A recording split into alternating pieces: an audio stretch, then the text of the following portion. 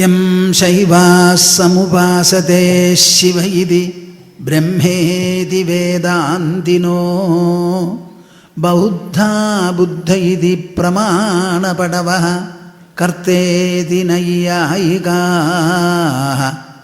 അർഹന്നിത്യഥ ജൈനശാസനരതാഃ കർമ്മേതി മീമാംസകാഃ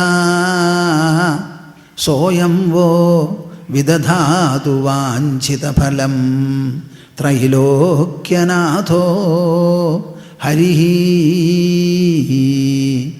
ശുദ്ധോ ബുദ്ധോ വിമുക്തഃ ശ്രുതിശിഖരഗിരാം മുഖ്യതാത്പര്യഭൂമിഃ യസ്മാജ്ജാതം സമസ്തം ജഗദിദമമൃതാദ്വ്യാപ്യ സർവം സ്ഥിതോ യഃ യസ്യാംശാംശാവതാരൈഃ സുരനരവനജൈർരക്ഷിതം സർവമേതത് തം ഭൂമാനം മുകുന്ദം ഹൃദി ഗതമമലം കൃഷ്ണമേവ പ്രപദ്യേ തം ഭൂമാനം മുകുന്ദം ഹൃദി ഗതമമലം കൃഷ്ണമേവ പ്രപദ്യേ ശ്രീകൃഷ്ണം യോഗിവർയം പ്രിയജനസുഹൃദം ഗോപികാനന്ദകന്ദം ഗീതാതത്വൈകവേദ്യം ഭവഹരണപടും ബുദ്ധമുക്തസ്വഭാവം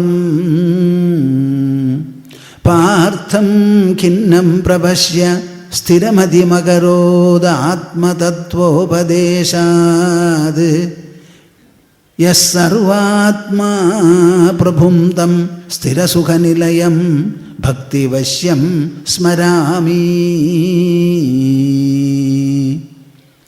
യസ്സർവാത്മാ പ്രഭും തം സ്ഥിരസുഖനിലയം ഭക്തിവശ്യം സ്മരാമി.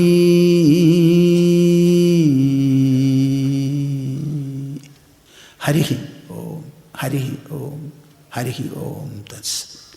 ജയ ഗുരു ജയ ഗുരു. ഇനി നമുക്കൊരു 3 തവണ ഓംകാര ജപ തപോനുഷ്ഠാനം നടത്തുകയല്ലേ? എന്താ സംശയമുണ്ടോ? എന്നാൽ കണ്ണടച്ച് നിവർന്നിരിക്കൂ, കൈ കോർത്ത് മടിയിൽ വയ്ക്കുക, മനസ്സും വായും തുറന്ന് കൂടെ ജപിക്കുക. നിങ്ങളുടെ ജപം നന്നായില്ല എന്ന് പറയാൻ ഇടവരരുത്. ഓ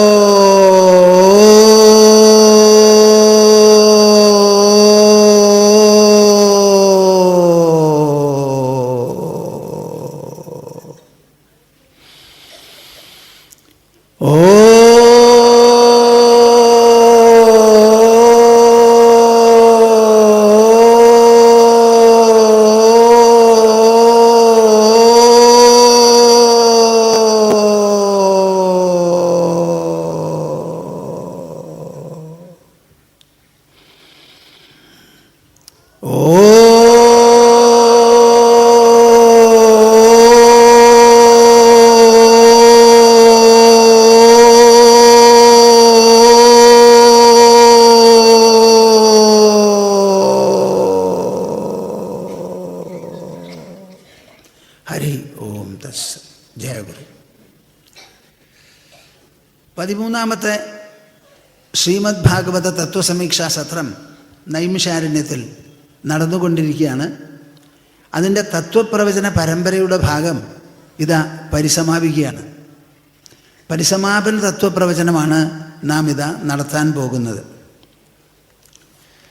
ഇവിടെ നടക്കുന്നതെല്ലാം വാസ്തവത്തിൽ ശ്രീമദ് ഭാഗവതം എന്ന് പറയുന്ന പാരമഹംസ്യ സംഹിതയെ ആധാരമാക്കി അതിൽ പ്രതിപാദിച്ചിട്ടുള്ള വിഷയങ്ങൾ പല വീക്ഷണകോണുകളിൽ നിന്നും പൂർവാപര ബന്ധങ്ങൾ വേണ്ടതുപോലെ നിരത്തി കാണിച്ചുകൊണ്ട് അതിലുള്ള തത്വമൂല്യ സിദ്ധാന്തങ്ങൾ പ്രതിപാദിച്ച് വിശദമാക്കി മനുഷ്യരുടെ നിത്യജീവിതത്തിൽ ഊടും പാവുമാക്കണം എന്നുള്ള ഉദ്ദേശത്തിലാണ് നടത്തുന്നത്.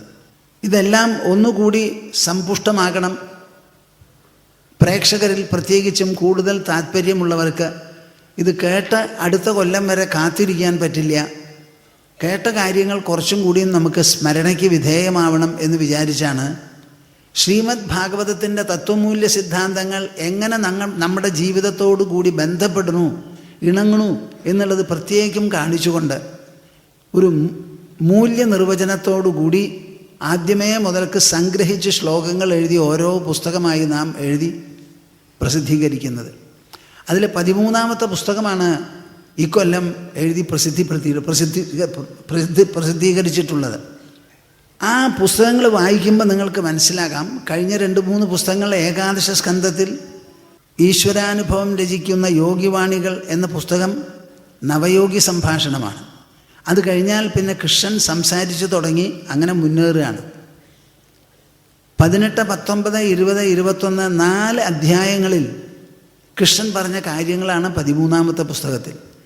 ആ പരമ്പര വന്നതോടുകൂടി ഓരോ ശ്ലോകത്തെയും പ്രത്യേകം എടുത്ത് അതിന് അന്വയം എഴുതി, അന്വയാർത്ഥം എഴുതി, അതിന് ശേഷമാണ് മൂല്യനിർവചനം നടത്തുന്നത്. എന്താ അതിന് കാരണം എന്ന് ചോദിച്ചാൽ, ശ്രീമദ് ഭാഗവതം ഒരു പാരമഹംസ്യ സംഹിതയാണ്. പരബ്രഹ്മത്തെയും പരമാത്മാവിനെയും പരമേശ്വരനെയും വേണ്ടതുപോലെ വിശദമാക്കി തന്ന്, ബ്രഹ്മമാകട്ടെ ആത്മാവാകട്ടെ പരമേശ്വരനാകട്ടെ നമ്മുടെ ഹൃദയത്തിൽ ഓരോരുത്തരും അവനവൻ്റെ ഇഷ്ടപ്പടിക്ക് പ്രതിഷ്ഠിക്കണം. അതിന് സാധിക്കും. അത് ഇന്ന പ്രകാരമാണ് ചെയ്യേണ്ടത്. അത് ചെയ്യുന്ന ഭാഗവതൻ്റെ ലക്ഷണങ്ങൾ എന്തെല്ലാം, അദ്ദേഹത്തിൻ്റെ മനസ്ഥിതി എന്ത്, ബുദ്ധിവൃത്തികൾ എന്ത്, സമ്പർക്കം എന്തായിരിക്കും, ഇങ്ങനെ ഓരോന്നും വിശദമാക്കി പ്രതിപാദിക്കുന്നതാണ്. അങ്ങനെയുള്ള ആ ഗ്രന്ഥത്തിൽ 10ാമത്തെ സ്കന്ധമാണ് ഏറ്റവും വലുത്. കൃഷ്ണൻ്റെ ജന്മം മുതൽക്ക് അദ്ദേഹത്തിൻ്റെ ജീവിതോദ്ദേശ്യം എന്തെല്ലാം ഉണ്ടോ അത് മുഴുവനും നിർവഹിക്കുന്നത് വരെയുള്ള കാര്യങ്ങൾ 10ാം സ്കന്ധത്തിൽ പറഞ്ഞു. 11ാമത്തെ സ്കന്ധത്തിനുള്ള മുഖവുരയാണ് ബാക്കി നടന്നതൊക്കെ. അവസാനം ദ്വാരകയിൽ തൻ്റെ കൃത്യങ്ങളെല്ലാം നിർവഹിച്ചിരിക്കുന്ന കൃഷ്ണൻ ശരീരം വിട്ടു പോകാൻ തയ്യാറായി ബ്രഹ്മാവിനോട് അറിയിച്ചു എന്ന് കേട്ടപ്പോൾ ഉദ്ധവന് മനസ്സിന് വിഷമം തോന്നി. മഹാപ്രഭുവിൻ്റെ അടുത്ത് ചെന്ന്, അങ്ങ് പോണുണ്ടല്ലോ, അങ്ങയുടെ പാദങ്ങൾ വിട്ട് എനിക്ക് സ്വല്പമെങ്കിലും ഇരിക്കാൻ പറ്റില്ല, എന്നെയും കൊണ്ടുപോകൂ എന്ന് പ്രാർത്ഥിച്ചപ്പോഴാണ് കൃഷ്ണജന്മത്തിലെ അവസാനത്തെ ഉപദേശം ഉദ്ധവന് നോക്കി നൽകുന്നത്. ആ നൽകുന്നതാണ് 11ാം സ്കന്ധത്തിലെ പ്രധാനപ്പെട്ട വിഷയം. അതിന് മുൻപാണ് നവയോഗി സംഭാഷണം വേദവ്യാസ മഹർഷി അവതരിപ്പിക്കുന്നത്. അപ്പം അതിൻ്റെ പ്രാധാന്യം നിങ്ങൾക്ക് നല്ലപോലെ അറിയാം.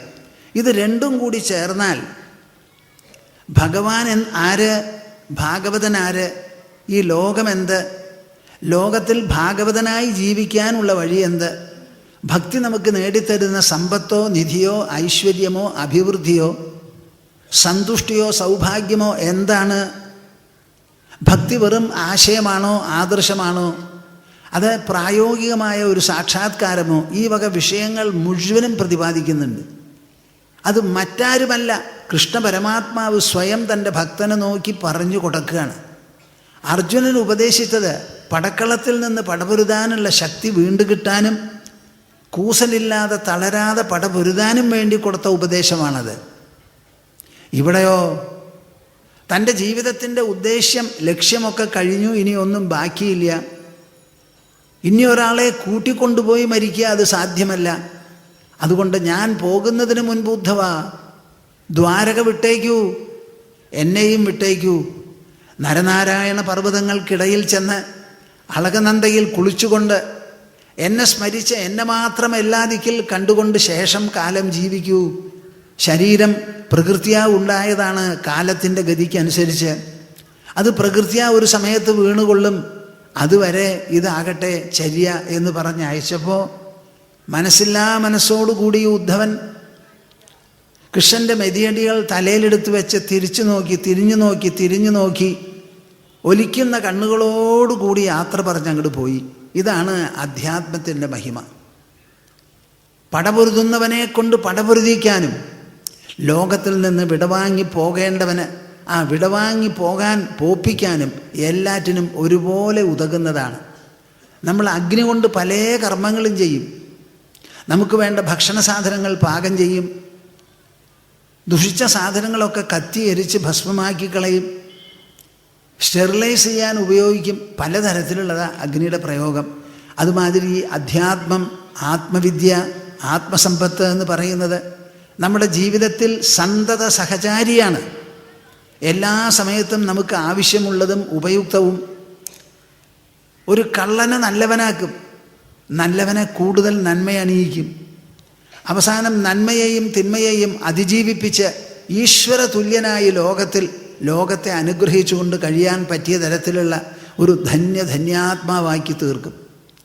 ഇങ്ങനെ ശ്രീമദ് ഭാഗവതം പ്രതിപാദിക്കാത്ത സംഗതികളൊന്നുമില്ല. അതിൽ കൃഷ്ണൻ സ്വയം പറഞ്ഞു ധരിപ്പിക്കുന്നതാണ് 11ാമത്തെ സ്കന്ധം. വളരെ വിശേഷപ്പെട്ടതാണ്. ഈ ശ്രീമദ് ഭാഗവതം നമുക്ക് തരുന്നത് എന്താ എന്ന് ചോദിച്ചാൽ, ഭക്തിർ വിരക്തിർ ഭഗവത് പ്രബോധ. ഭഗവാനോട് ഭക്തി, എത്രത്തോളം ഭക്തി ഉണ്ടോ അത്രത്തോളം നശ്വരമായി ഈ ലോകത്തോട് വിരക്തി. ആ ഭക്തിയും വിരക്തിയും കൂടി ഇടത്തെ കയ്യും വലത്തെ കയ്യും പോലെയാ, ചേർത്ത് ഇങ്ങനെ വയ്ക്കാം. ഇത് രണ്ടും ഉണ്ടായാൽ ഭഗവത് പ്രബോധ.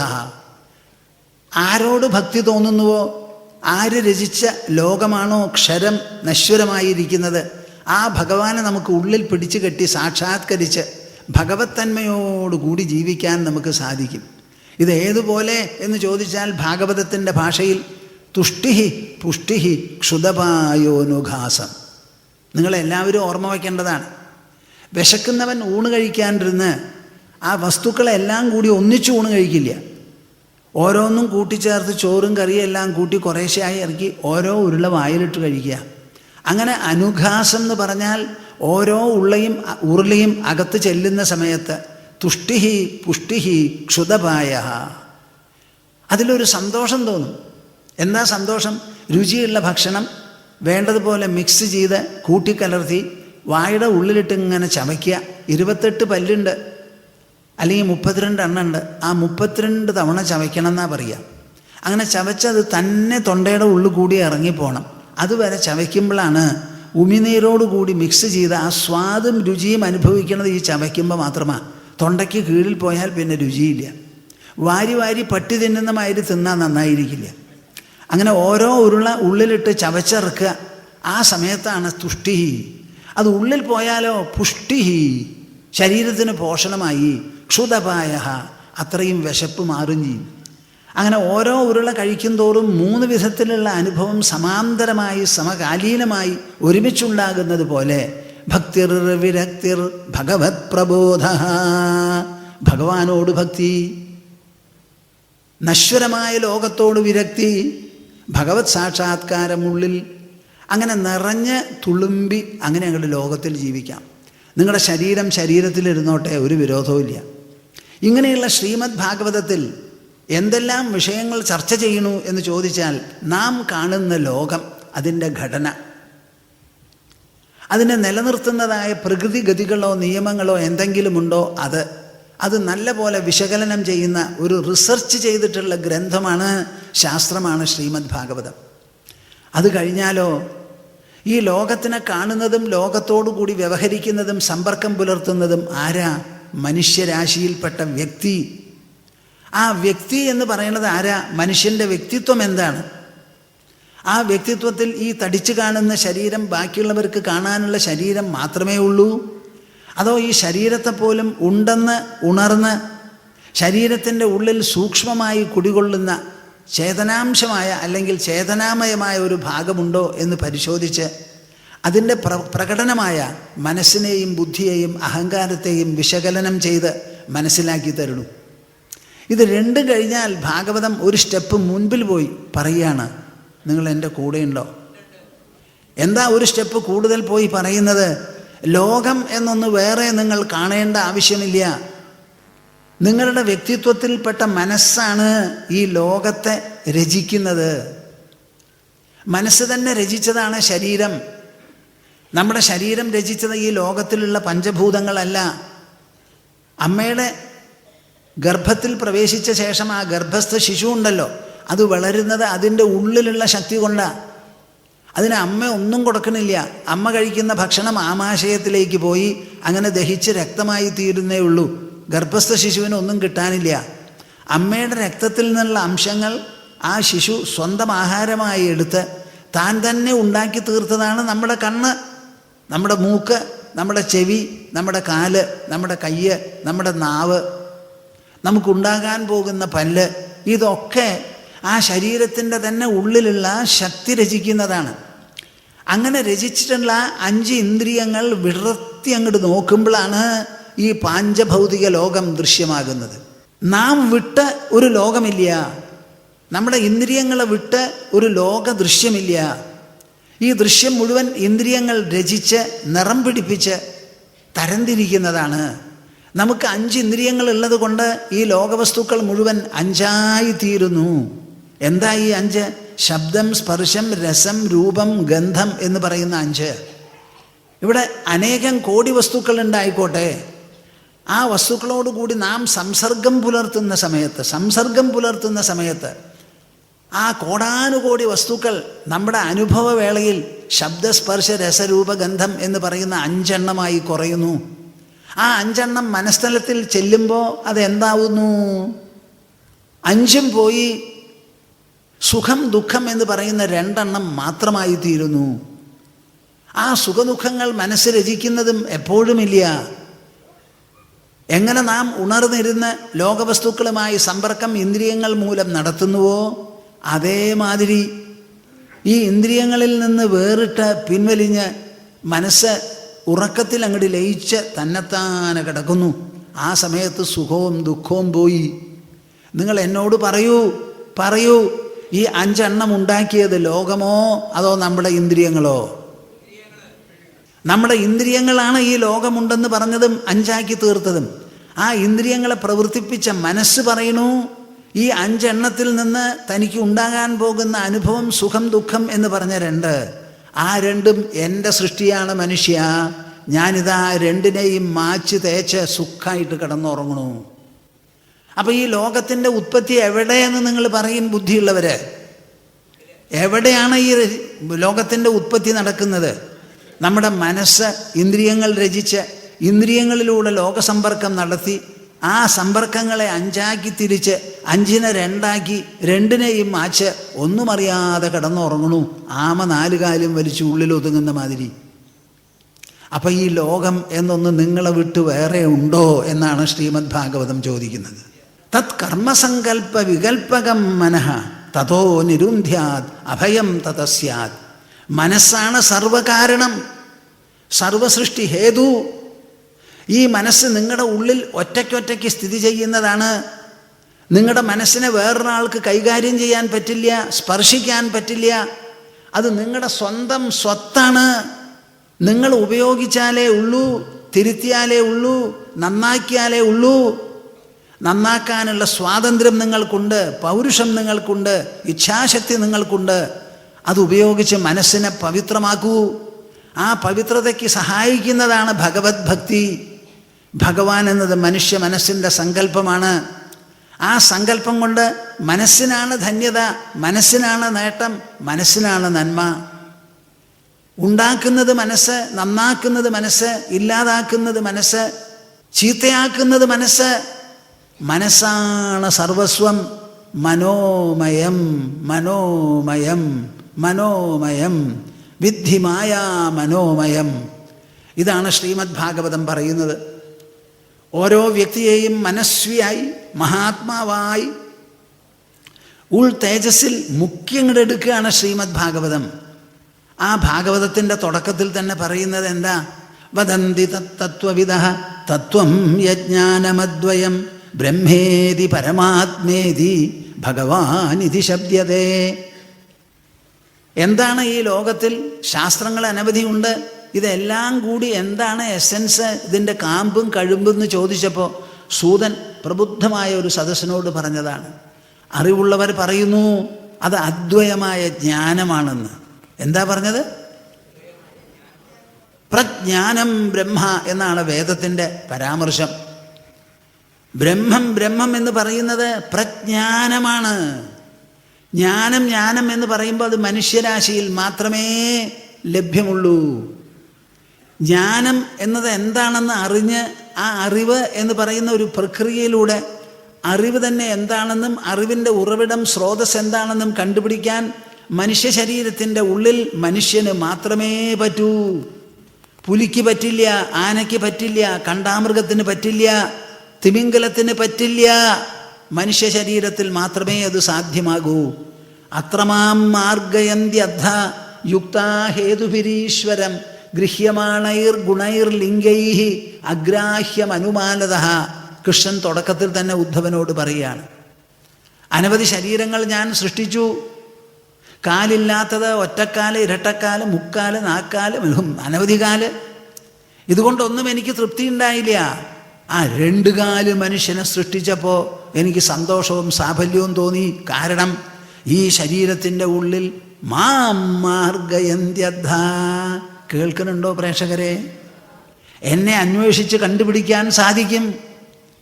ഈ ലോകത്തിനെ നോക്കിക്കാണുന്നത് മാത്രമല്ല, ലോകത്തിനെ നോക്കിക്കാണുന്ന കണ്ണുകൾ, ആ കണ്ണുകളെ ആര് കാണിക്കുന്നു, ആ കണ്ണുകളെ ആര് പ്രയോഗിക്കുന്നു എന്ന് അന്വേഷിച്ച് മനസ്ഥലത്തിൽ ചെന്ന് മനസ്സിന് ദിശ നൽകുന്ന ബുദ്ധി ആര് എന്ന് അന്വേഷിച്ച് ബുദ്ധിക്കും അപ്പുറത്ത് കിടക്കുന്ന സ്വയം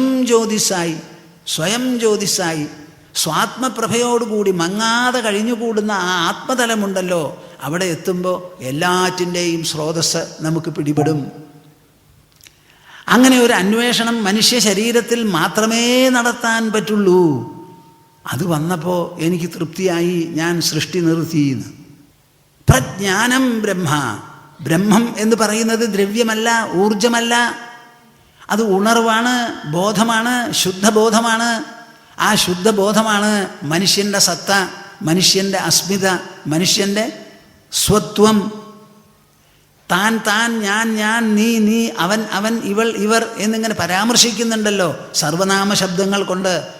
അത് ശരീരത്തെ അല്ല, ശരീരത്തിനെ ഉജ്ജീവിപ്പിച്ച് നിർത്തുന്ന ഉണർവിനെയാണ് പറയുന്നത്. അതാണ് പ്രജ്ഞ, അതാണ് ചേതന. ആത്മന്യേവ ആത്മനാ തുഷ്ടഃ സ്ഥിതപ്രജ്ഞസ്തദോച്യതേ എന്ന് പറഞ്ഞുല്ലോ കൃഷ്ണൻ അർജുനനോട് പടക്കളത്തിൽ വച്ച്. ആഗ്രഹങ്ങളെയെല്ലാം വിട്ട് മനസ്സിൽ ഒതുങ്ങി ഉള്ളിൽ തുഷ്ടനായി കഴിയുന്ന ആ നിലയുണ്ടല്ലോ, അതാണ് സ്ഥിതപ്രജ്ഞത. പ്രജ്ഞ നമുക്ക് നൽകുന്ന പരമാവധി നേട്ടമാണത്. ആ ജ്ഞാനമാണ് പ്രജ്ഞാനം. സാധാരണ നമുക്കുള്ള ജ്ഞാനം വിഷയജ്ഞാനം, ഓബ്ജക്ട്സിനെ കുറിച്ച് മാത്രമുള്ള ജ്ഞാനം.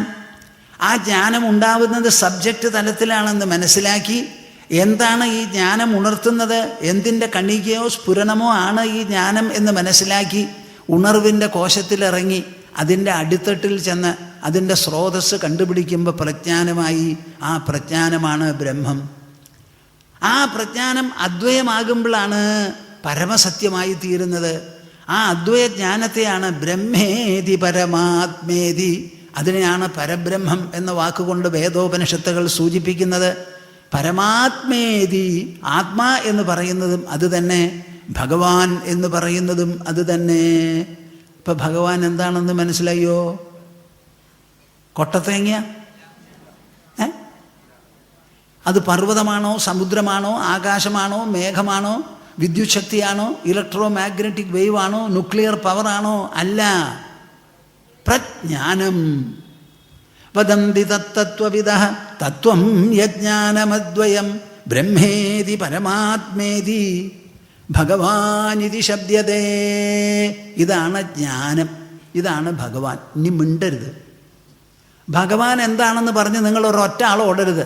നിങ്ങളുടെ ഹിന്ദുമതത്തിന് എന്താ ആധാരം? അറിവാണ് ആധാരം, ഉണർവാണ് ആധാരം.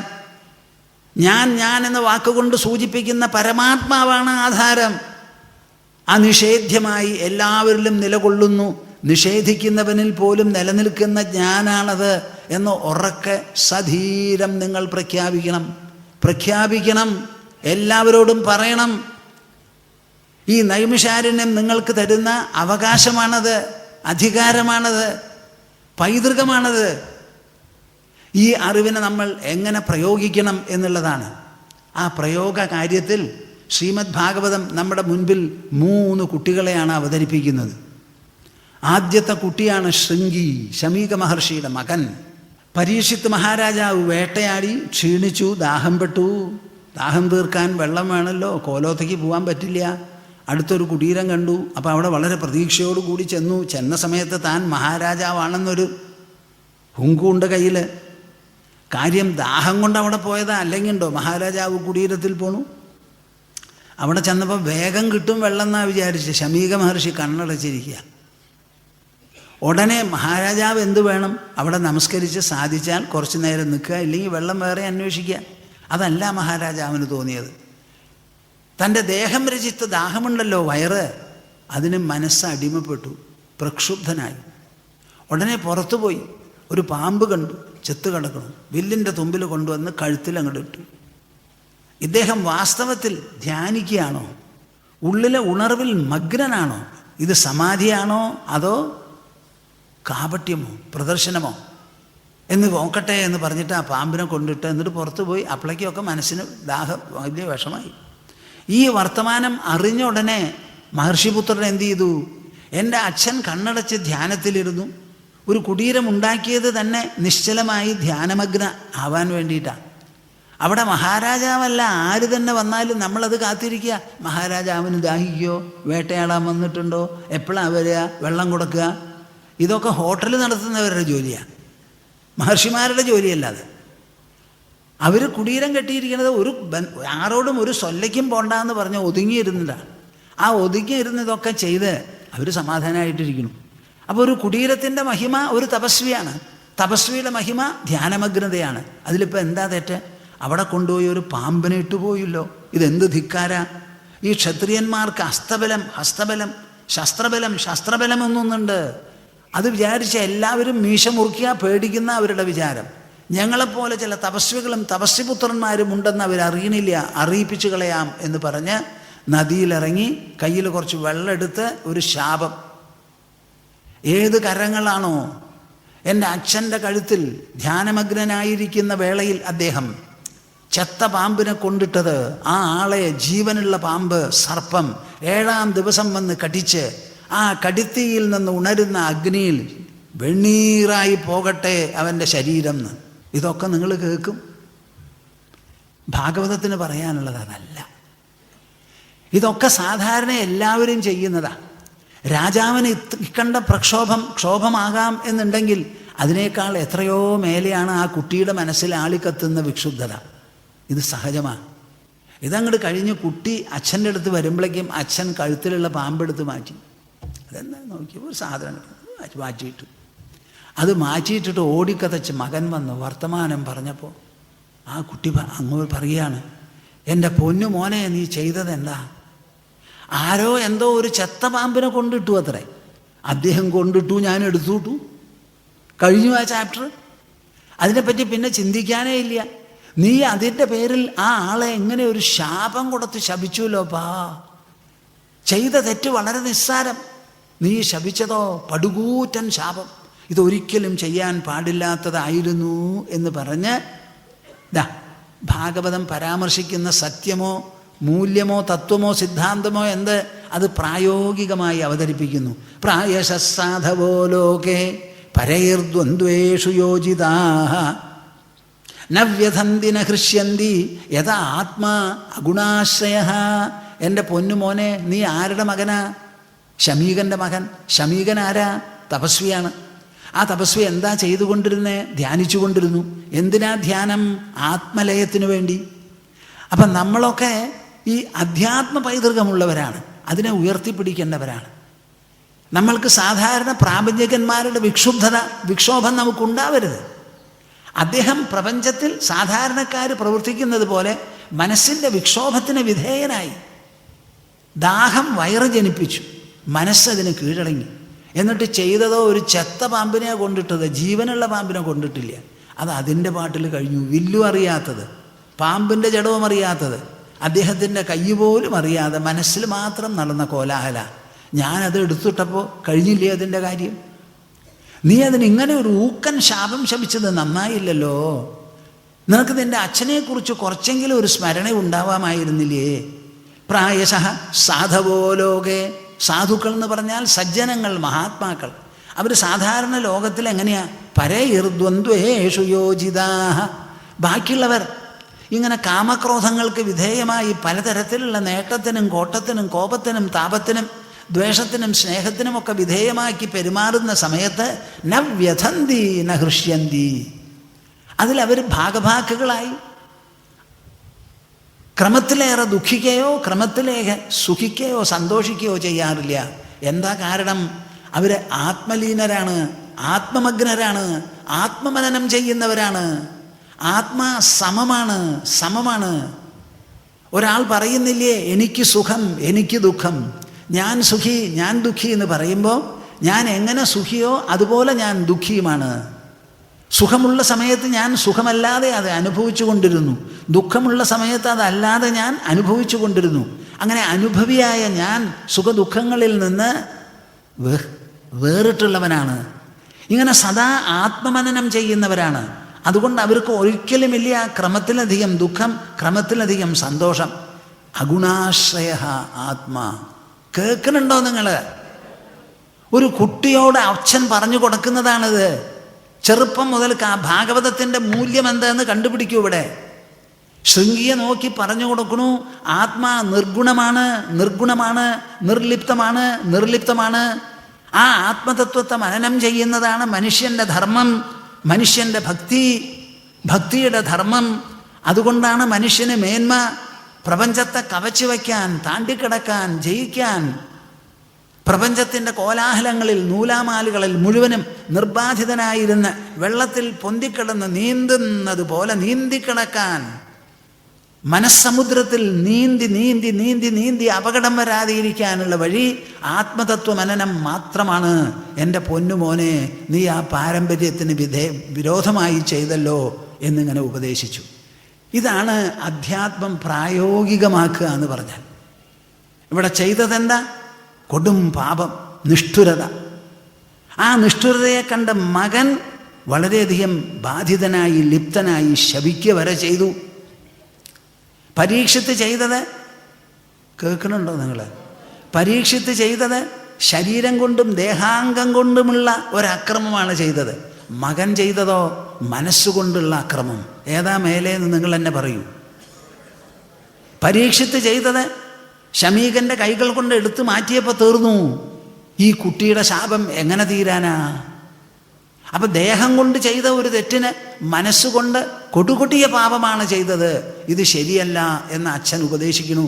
ഇങ്ങനെ വേണം പൊന്നു പിതാക്കളെ, മാതാക്കളെ, നിങ്ങൾ കുട്ടികളെ പഠിപ്പിക്കാൻ. ഭാഗവതം കേൾക്കുന്നുണ്ടെങ്കിൽ, അനുസരിക്കുന്നുണ്ടെങ്കിൽ, അനുധാവനം ചെയ്യുന്നുണ്ടെങ്കിൽ, ഭാഗവതത്തിൻ്റെ ശൈലിയാണത്.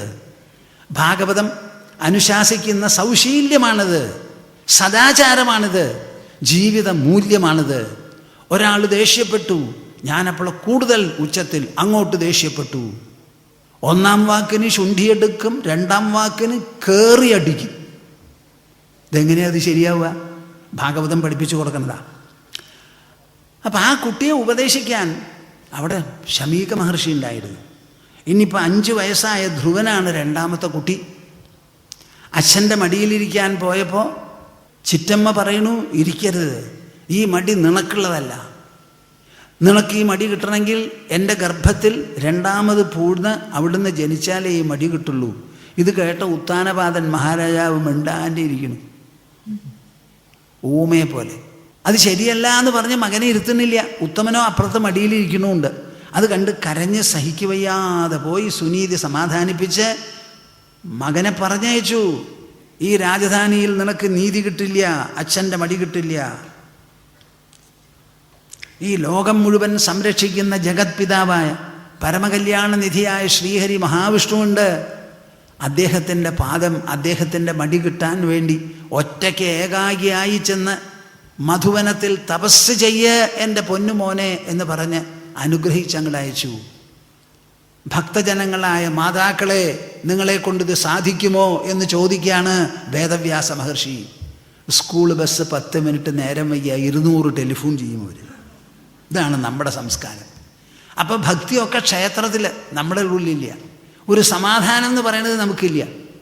ഇതാ അമ്മ പറഞ്ഞയക്കണു, തട്ടിത്തലോടി സമാധാനിപ്പിച്ച ശേഷം ഒറ്റയ്ക്ക് ചെല്ല് മധുവനത്തിൽ. 5 വയസ്സായ കുട്ടി മഹാവിഷ്ണുവിനെക്കുറിച്ച് തപസ് ചെയ്യ്.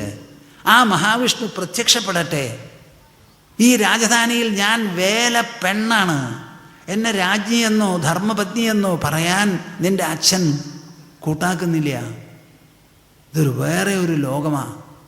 അതുകൊണ്ട് നിനക്ക് സമാധാനവും ശാന്തിയും കിട്ടണമെങ്കിൽ വിഷ്ണുപാദം മാത്രമേ ഉള്ളൂ എന്ന് പറഞ്ഞയച്ചു. തപസ് ചെയ്ത് മഹാവിഷ്ണു പ്രത്യക്ഷപ്പെട്ട് മുൻപിൽ വന്ന് നിന്നപ്പോൾ മഹാപാപം സ്തുതിക്കാനൊന്നും പറ്റണില്ല. കണ്ണു തുറന്നപ്പോൾ മഹാവിഷ്ണുവാ. എന്താ ചെയ്യുക, 5 വയസ്സായ കുട്ടി എന്തു പറയും?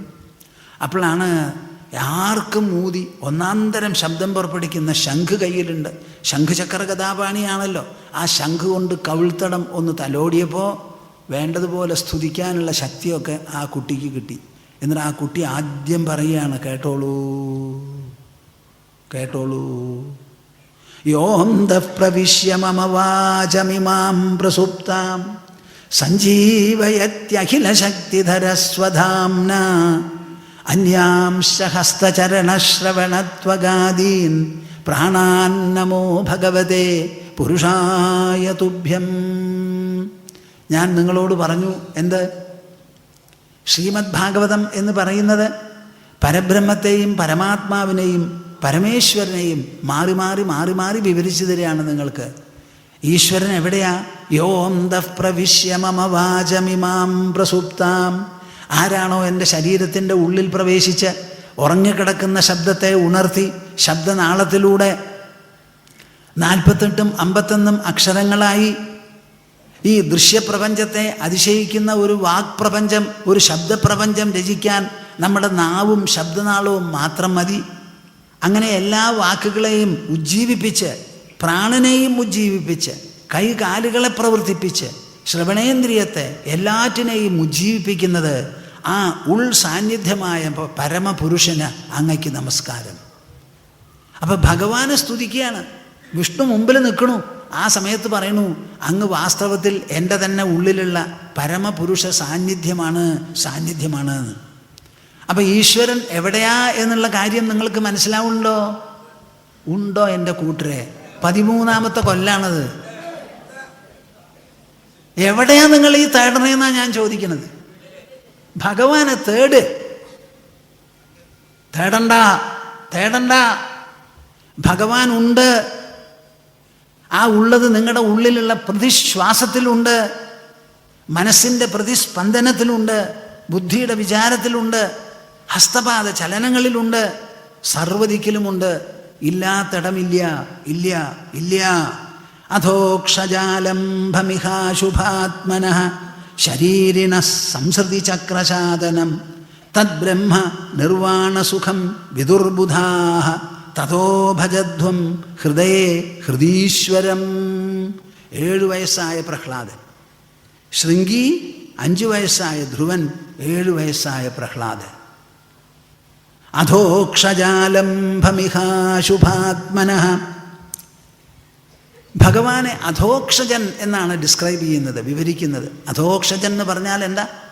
കണ്ണുകൊണ്ട് കാണാൻ പറ്റാതെ അതിന് മീതെയുള്ളവൻ. കണ്ണിന് പുറത്തുള്ളത് മുഴുവൻ നമുക്ക് കണ്ണുകൊണ്ട് കാണാം. കണ്ണിന് മീതെ എന്ന് പറഞ്ഞാൽ ശരീരത്തിൻ്റെ ഉള്ളിൽ എന്നർത്ഥം. അപ്പോൾ ഭഗവാൻ എവിടെയാണ് ഇരിക്കുന്നത്? ശരീരത്തിൻ്റെ ഉള്ളിൽ. അതുകൊണ്ടാണ് നമുക്ക് കാണാൻ പറ്റാത്തത്. അധോക്ഷജാലംഭം. ആ ഭഗവാൻ നമ്മളെ ഉള്ളിൽ ഒരു ആലിംഗനം ചെയ്തു, ഒരു ആലിംഗനം കിട്ടിയെന്നുണ്ടെങ്കിലോ ആ ആലിംഗനം കൊണ്ട് അശുഭാത്മനഃ ശരീരിണഃ സംസൃതി ചക്രശാദനം. ആ ഈശ്വരൻ ഉള്ളിൽ നമ്മളെ ആലിംഗനം ചെയ്താൽ തുടർച്ചയായി തിരിഞ്ഞുകൊണ്ടിരിക്കുന്ന ഈ സംസാര ചക്രമുണ്ടല്ലോ, ആ ചക്രം മുഴുവനും എന്നേക്കുമായി നിലച്ചു പോകും, അറുക്കപ്പെടും. കേൾക്കുന്നുണ്ടോ? നിങ്ങൾ ഗ്രഹിക്കുന്നുണ്ടോ? ഒന്ന് ഗ്രഹിക്കണപ്പാ. അധോക്ഷജാലംഭമിഹാശുഭാത്മനഃ ശരീരിണഃ സംസൃതി ചക്രശാദനം. നിങ്ങൾക്ക് പിന്നെ സംസാരം ഉണ്ടാവില്ല. കുട്ടികളുണ്ടാവട്ടെ, ഭാര്യ ഉണ്ടാവട്ടെ, ഭർത്താവ് ഉണ്ടാവട്ടെ, എല്ലാവരും ഉണ്ടായിക്കോട്ടെ, ഇതൊന്നും നിങ്ങളുടെ മനസ്സിനെ സ്വല്പമെങ്കിലും ധ്വംസിക്കില്ല. എല്ലാം ഒരു അലങ്കാരമായി വെള്ളത്തിലെ കുമിളകൾ പോലെ പൊന്തിക്കിടന്ന് പൊട്ടിപ്പോയി പലതും അവിടെ നടക്കും. അതുകൊണ്ട് വെള്ളത്തിന് ഒരു കോട്ടവും ഒരു കുറവും വരുന്നില്ല. അങ്ങനെ ആയിത്തീരും. തദ് ബ്രഹ്മ. ഈ ആലിംഗനത്തെയാണ് ബ്രഹ്മ എന്ന് പറയുന്നത്. ബ്രഹ്മം നിർവാണസുഖം വിദുർബുധാഃ. അധോക്ഷജനിൽ നിന്ന് കിട്ടുന്ന ആലിംഗനമാണ് വാസ്തവത്തിൽ നമുക്ക് നമുക്ക് നിർവാണ സുഖം. ഒന്ന് പറയും, നിർവാണ സുഖം. ഈശ്വരൻ്റെ ആലിംഗനം, ആ ആലിംഗനം പുറത്തല്ല. മഹാവിഷ്ണു നേരിട്ട് വന്നു നിങ്ങളെ കെട്ടിപ്പിടിച്ചാൽ മഹാവിഷ്ണുവിൻ്റെ കൈ പതിയുന്ന ആ ഭാഗം മുതൂത്ത് മാത്രമേ ആലിംഗനം കിട്ടുള്ളൂ. പൂർണ്ണ ആലിംഗനം അടി തൊട്ട് മുടി വരെ വേണമെങ്കിൽ ഉറക്കത്തിൽ എന്നതുപോലെ ഉള്ളിൽ നിന്ന് കിട്ടണം ആലിംഗനം. ആ ആലിംഗനത്തിന് മാത്രമേ നിർവാണ സുഖം അണയ്ക്കാൻ പറ്റൂ. അറിവുള്ളവർ പറയുന്നത് അതാണ്. അതവിടെ ഇരിക്കട്ടെ. അതുകൊണ്ട് അസുരപുത്രന്മാരെ സംബോധന ചെയ്തുകൊണ്ട് പറയുകയാണ് സംവാദത്തിൽ, തതോ ഭജധ്വം ഹൃദയേ ഹൃദീശ്വരം. അതുകൊണ്ട് നിങ്ങൾ എന്തു വേണം എൻ്റെ പൊന്നു കുട്ടികളെ, സ്നേഹിതന്മാരെ? ഭജധ്വം, ഭജിക്കൂ. എവിടെ? ഹൃദയേ, ഹൃദയത്തിൽ. ആരെ? ഹൃദീശ്വരം. ഹൃദീശ്വരം ഒന്ന് പറയൂ. ഹൃദയത്തിൻ്റെ ഈശ്വരനെ. ആരാണോ നമ്മുടെ ഹൃദയത്തെ തൻ്റെ അധീനത്തിൽ വെച്ചുകൊണ്ട് പല വിധത്തിലുള്ള വിചാരങ്ങളും വികാരങ്ങളും ഭാവങ്ങളുമെല്ലാം തൊടുത്തുവിടുന്നത്, ആ ഹൃദയനാഥനായി ഹൃദയത്തിൻ്റെ ഈശനായിരിക്കുന്ന ആ പരമപ്രഭാവമുണ്ടല്ലോ, ആ പ്രഭാവത്തെ നിങ്ങളുടെ ഹൃദയത്തിൽ തന്നെ ഭജിക്കൂന്ന്. അപ്പോൾ ഭഗവാനെ ഭജിക്കേണ്ടത് എവിടെയാ? കണ്ണ് തുറന്നിട്ടോ കണ്ണടച്ചിട്ടോ? പുറത്ത് നോക്കിയിട്ടോ അതോ അകത്ത് നോക്കിയിട്ടോ? എന്താ വിഷമം? എന്താ നിങ്ങൾക്കതിന് വിഷമം? തതോ ഭജധ്വം ഹൃദയേ ഹൃദീശ്വരം. കൃഷ്ണൻ ഉദ്ധവന് ഉപദേശം തുടങ്ങിയപ്പോൾ പറയാണ്, എൻ്റെ തന്നെ പൂർവജൻ യദു ചക്രവർത്തി രഥത്തിൽ കയറി പോകുന്ന സമയത്ത് പെട്ടെന്ന് പ്രാകൃത വേഷക്കാരനായ ഒരു ചെറുപ്പക്കാരൻ ഒരു തേജസ്വിയെ കണ്ടാൽ തോന്നും വളരെ പ്രാകൃതനെന്ന്. മുഖത്ത് നോക്കിയാലോ തേജസ് ഇങ്ങനെ തുളുമ്പാണ്. അദ്ദേഹത്തിന് കാര്യം മനസ്സിലായി, രാജബുദ്ധിയാണല്ലോ. തേരവിടെ നിർത്തി ഇറങ്ങി കാക്കൽ കുമ്പിട്ട് അദ്ദേഹത്തിനെ പ്രണമിച്ച് ചോദിച്ചു, എല്ലാവരും ഈ ലോകത്തിലിങ്ങനെ വടംവലികൾക്ക് വിധേയരായി പ്രക്ഷുബ്ധരും വിക്ഷുബ്ധരുമായി സമാധാനമില്ലാതെ ആലവാഞ്ഞ് നടക്കുമ്പോൾ വലിയ കൊമ്പനാന ഗംഗാജലത്തിൽ ഇറങ്ങി ഇങ്ങനെ കിടക്കുന്ന മാതിരി ഒരു തരത്തിലുള്ള ആകർഷണ വികർഷണവും മേശാതെ അങ്ങിങ്ങനെ ആത്മാരാമനായി കഴിയുന്നുണ്ടല്ലോ. ഇതിൻ്റെ രഹസ്യം എന്താ ഒന്ന് പറഞ്ഞു തരൂ എന്നാ പറഞ്ഞത്. ആര്? രാജാവ്. നിങ്ങളങ്ങനെ ചോദിക്കില്ല ഉണ്ടോ? നിങ്ങൾക്ക് രാജപട്ടം കിട്ടിയാലേ ചോദിക്കുള്ളൂ. രാജാവ് പോലും ചോദിച്ചത് ഇതാണ്. അപ്പം അദ്ദേഹം മറുപടി പറയുകയാണ്, എനിക്ക് 24 ഗുരുക്കന്മാരാണ്. അതാണ് ഇവിടെ കൃഷ്ണൻ്റെ 24 ഗുരുമുഖങ്ങൾ എന്നുള്ള പേരിൽ ഒരു പുസ്തകം എഴുതിയിട്ടുള്ളത്. ആ 24 ഗുരുക്കളാണ് അവധൂതന് എന്ന് പറഞ്ഞ് കൃഷ്ണൻ്റെ പൂർവജൻ യദുവിനോട് സംസാരിച്ചത്. കൃഷ്ണൻ ആവർത്തിക്കുമ്പോൾ അതിനർത്ഥം അദ്ദേഹവും ആ 24 ഗുരുക്കളെ സ്വീകരിച്ചു എന്നാണല്ലോ. അതാണ് കൃഷ്ണൻ്റെ 24 ഗുരുമുഖങ്ങൾ എന്നെഴുതിയത്. അതിവിടെ ഇംഗ്ലീഷിലും ട്രാൻസ്ലേറ്റ് ചെയ്ത് ആ പുസ്തകം നമുക്ക് ലഭ്യമാണ്. എല്ലാവരും വായിക്കും, ഹിന്ദുക്കളല്ലാത്തവർ കൂടുതൽ വായിക്കുന്നുണ്ടത്. അപ്പം അതിൽ പലരും എൻ്റെ ഗുരുനാഥന്മാരാണെന്ന് പറഞ്ഞ് അതിൻ്റെ ഇടയിൽ മിഥിലാ രാജ്യത്തിലെ പേരുകേട്ട ഒരു അഭിസാരികയുണ്ടായിരുന്നു, ഒരു വ്യഭിചാരിണി, പിങ്കള എന്നാ പേര്. ആ പിങ്കളയുടെ കഥയും അതിൽപ്പെടും. കേൾക്കുന്നുണ്ടോ നിങ്ങൾ? ഇതാണ് ഭാഗവതം, ഇതാണ് നമ്മുടെ ഇന്ത്യ. ഒരാളെയും നോക്കി നിങ്ങൾ പുച്ഛിക്കണ്ടപ്പാ. ആ അഭിസാരികയെ ശ്രീമദ് ഭാഗവതത്തിൽ എഴുന്നള്ളിച്ചിരിക്കണു. ബാക്കി എല്ലാ മഹർഷിമാരെയും തപസ്വികളെയും മഹാവിഷ്ണുവിനെയും അവതാരങ്ങളെയും പോലെ പിങ്കള എന്ന് പറയുന്ന അവതാരത്തിനും നാം സ്ഥാനം കൊടുക്കുന്നുണ്ടെന്ന്. ഇന്നേ വരെ ഒരാൾ എന്ത് ചെയ്തു എന്ന് നിങ്ങൾ ആലോചിക്കണ്ട. ഇന്ന് എന്താണ് ചെയ്യുന്നത്, എന്തായി എന്ന് ചിന്തിച്ചാൽ മതി. ഇന്നലെ വരെ പടുപുളിയനായിരിക്കാം, ഇന്നു മുതൽക്ക് അയാൾ സത്യസന്ധനായാൽ അതാണ് നമുക്ക് സ്വീകാര്യം. വിഭീഷണന് രാവണൻ്റെ വാക്ക് സഹിക്കുവയ്യാതെ അവിടുന്ന് വന്നിട്ട് ശ്രീരാമൻ്റെ അടുത്ത് വന്നപ്പോൾ എല്ലാവരും പറഞ്ഞു, ശത്രുപക്ഷത്തിൽ നിന്ന് വരികയാണ്, ഈ ഹനുമാനെ സ്വീകരിക്കരുതെന്ന്, അല്ല ഈ വിഭീഷണനെ സ്വീകരിക്കരുതെന്ന്. അപ്പം ഹനുമാൻ്റെ അഭിപ്രായമാണ് അവിടെ തെളിഞ്ഞു കണ്ടത്. മഹാപ്രഭോ, എനിക്ക് ഒന്നേ പറയാനുള്ളൂ, ആ ആൾ വന്നത് ശത്രുപക്ഷത്തിൽ നിന്നോ മിത്രപക്ഷത്തിൽ നിന്നോ ഒന്ന് ചിന്തിക്കരുത്. ആ ആളിവിടെ വന്നിട്ടുണ്ട്, അങ്ങയുടെ കാക്കൽ കുമ്പിട്ടു, അഭയം ചോദിച്ചു, സംരക്ഷണം ആവശ്യപ്പെട്ടു, അങ്ങയുടെ ഭൃത്യനായി അടിയനായി ജീവിക്കാൻ ഇഷ്ടപ്പെടുന്നു. അത് മാത്രമേ ഇവിടെ ചോദ്യമുള്ളൂ. ബാക്കിയുള്ളതെല്ലാം വിസ്മരിച്ച് വിഭീഷണനെ ഹാർദമായി സ്വീകരിക്കണം എന്നാണ് എൻ്റെ അഭിപ്രായം എന്ന് ഹനുമാൻ പറഞ്ഞു. കേൾക്കൂ കൂട്ടരെ, ഇതാണ് ഭാരത ജനനിയുടെ സ്ഥിരം ശബ്ദം. സ്ഥിരം ശബ്ദം മനുഷ്യഹൃദയത്തെ അലങ്കരിക്കേണ്ട ഗുണങ്ങളുടെയും മൂല്യങ്ങളുടെയും പട്ടിക നിരത്തി തരികയാണ് നമ്മുടെ ശാസ്ത്രങ്ങളും ഇതിഹാസ പുരാണങ്ങളും എല്ലാം. കഥാകഥനത്തിലൂടെ നല്ല പോലെ മനസ്സിലാക്കൂ. ഈ പിങ്കള എല്ലാ ദിവസവും പോലെ തൻ്റെ അടുത്ത് വരുന്ന ആൾക്കാരെ കാത്തിരുന്ന് ഒരു ദിവസം ആരും വന്നില്ല. അങ്ങോട്ട് പോയി ഇങ്ങോട്ട് പോയി, ഉമ്മറത്ത് നിന്നു, നല്ല വേഷം കെട്ടിയിട്ടുണ്ട്, വാസന ശരിയല്ലേ എന്ന് ചോദിച്ചു, ഒക്കെ നോക്കി റെഡിയായി.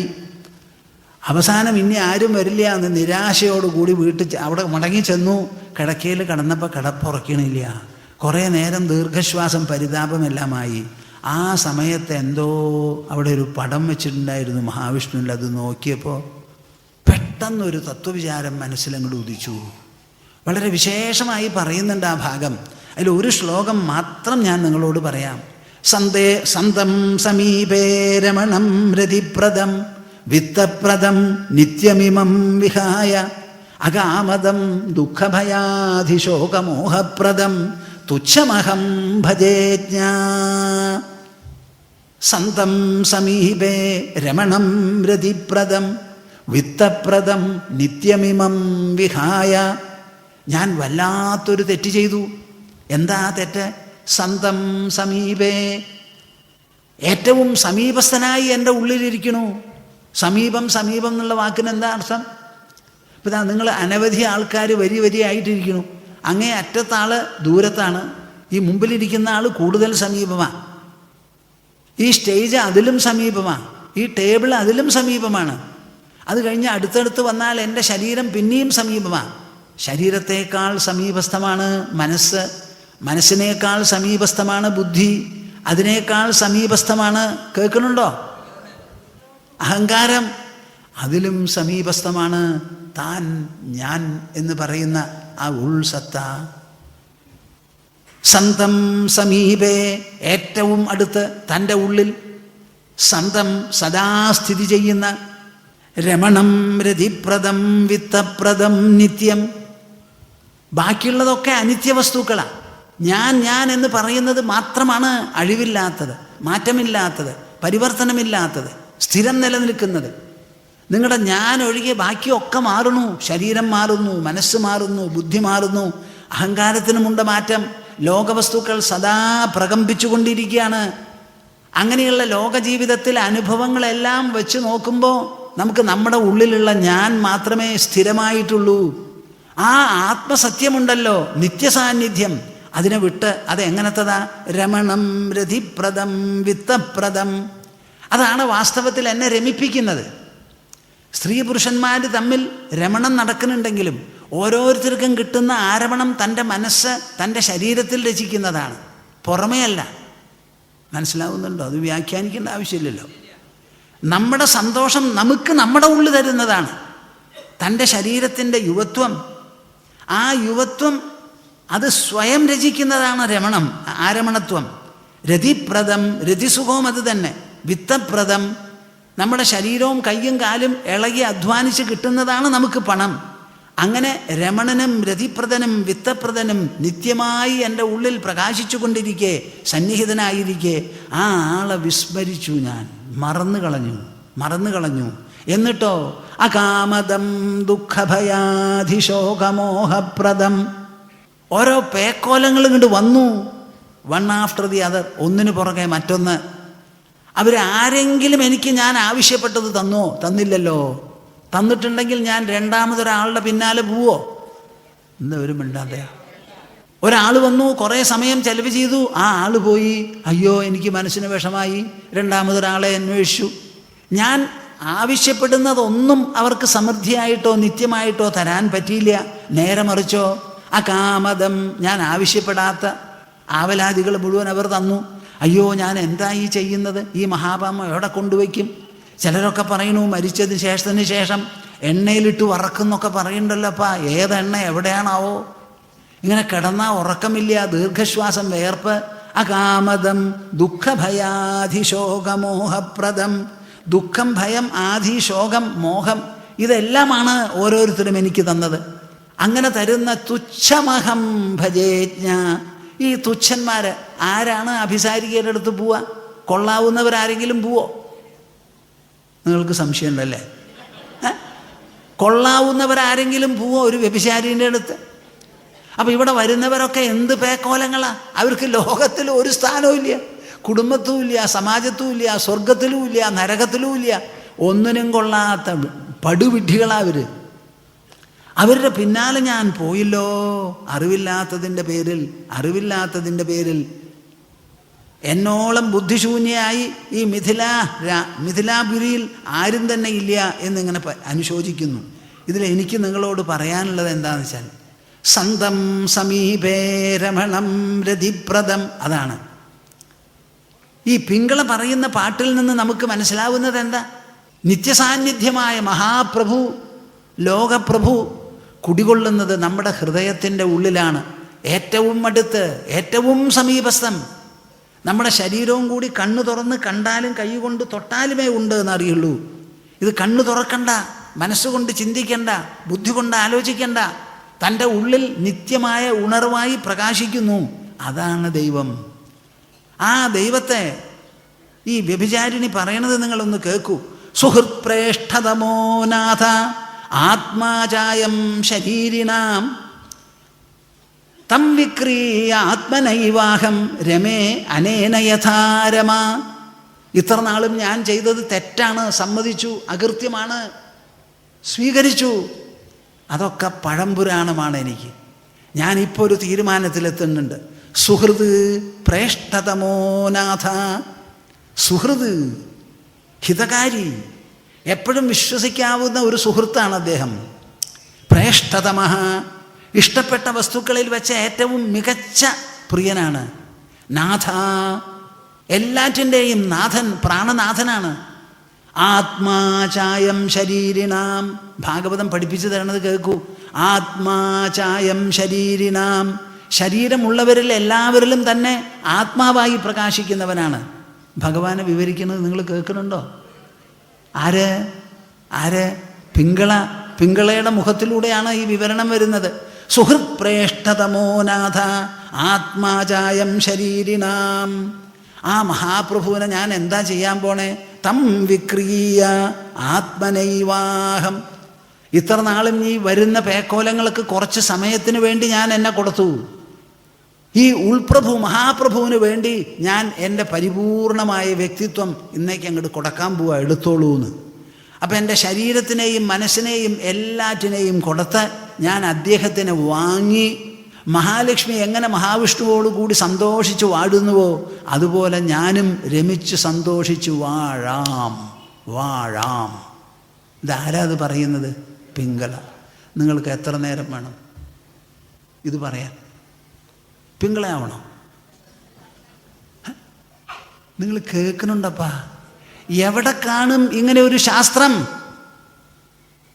പിങ്കളയുടെ മുഖത്തിലൂടെയാണ് വേദവ്യാസ മഹർഷി സംസാരിക്കുന്നത്. നിങ്ങളുടെ ഭഗവാൻ നിങ്ങളുടെ ഉൾനാഥനാണ്. പ്രാണനെ നിയന്ത്രിക്കുന്നതാണ് അദ്ദേഹം. ഉൾ സാന്നിധ്യമാണ്. ആ ഉൾ സാന്നിധ്യത്തിന് വേണ്ടി നിങ്ങളുടെ വ്യക്തിത്വത്തെ തന്നെ പ്രദാനം ചെയ്യൂ. പ്രദാനം ചെയ്ത് അദ്ദേഹത്തിനെ വിലക്കിങ്ങോട്ട് മേടിക്കൂ. എന്നിട്ട് മഹാലക്ഷ്മി മഹാവിഷ്ണുവോടുകൂടി രമിച്ചു വാഴുന്നത് പോലെ സന്തോഷിച്ച് ആനന്ദഭരിതരായി വാഴൂ. ഇതിന് പൂവും സ്വർണവും നാളികേരവും പട്ടും വേണോപ്പാ? ഒന്ന് പറയും. വേണോ? എന്തിൻ്റെ കുറവാ? തം വിക്രീയാത്മനൈവാഹം രമേ അനേന രമ അനേന യഥാരമ. ഇതൊക്കെ ഞാൻ ഭാഗവതത്തിൻ്റെ സന്ദേശം പറയുകയാണ് നിങ്ങളുടെ അടുത്ത്.